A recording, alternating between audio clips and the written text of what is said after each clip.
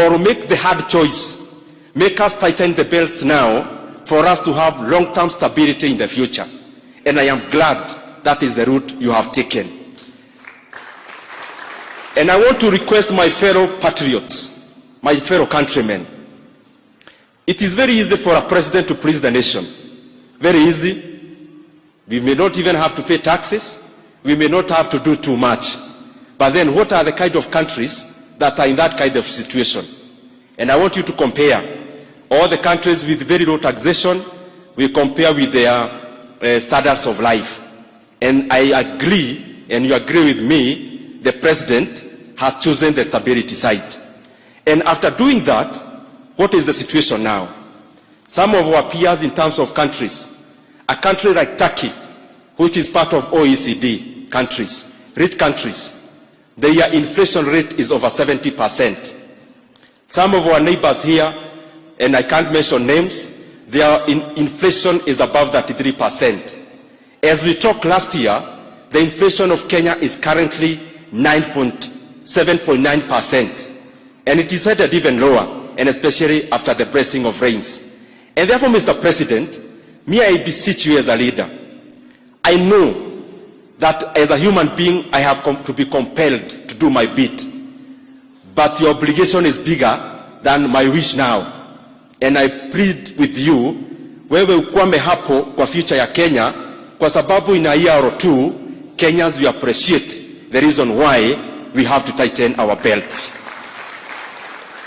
The other thing, nasitaki kuongea mengi, I have heard many stories out there. People say, you know, we had subsidies, this other time, we had subsidies that other time. I am the chairman of budget in the National Assembly. And I want to confirm to the Kenyan people, the subsidy you hear that was there, the subsidy in terms of oil, the subsidy in terms of unga, I can confirm even the subsidy of oil is being paid by none other than His Excellency William Ruto and this administration. What we enjoyed then is postponed subsidies. Enjoyment was then, the payment is now. As we talk, even the subsidy we enjoyed last year, 40 billion shillings in subsidies of fuel, it is being paid by this current administration. And therefore, we are not trying to blame anyone, but it is responsible for us to tell the Kenyan people where we are so that we also appreciate where we are headed. Na mimi niko na uhakika ya kwamba Kenya and all of us will appreciate where we are headed. Ya mwisho, His Excellency the President, you know, one of the major issues in our country is something called inequality, where the gap between the people who have and the people who don't have is too wide. And Mr. President, the only tool that bridges the gap of inequality, the only fair tool of redistribution is education.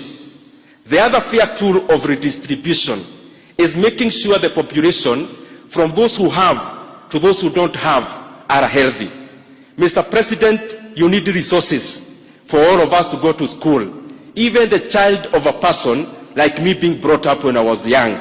Mr. President, we have to avail these resources to you so that even the child of a poor person can go to the school of their choice. And I am sure you're already doing that. That a third of our budget is going to education, and especially to the education of the people who would otherwise not afford education. And I allowed you also lastly, because of the reforms you are doing in the higher education. I want to show the Kenyan people that previously, you know, the majority of the people who are dejected, their children go to day schools. In the recent past, over 5,000 schools in Kenya have not producing even a single student to proceed to universities. The people in day schools are not the people who would afford private universities. And the reform the president is bringing is to ensure even that child in day school, somewhere in Karachuonyo, somewhere in Ukabani, somewhere in Muranga, they also have got an opportunity to be what they can be in life. Mr. President, we allowed you.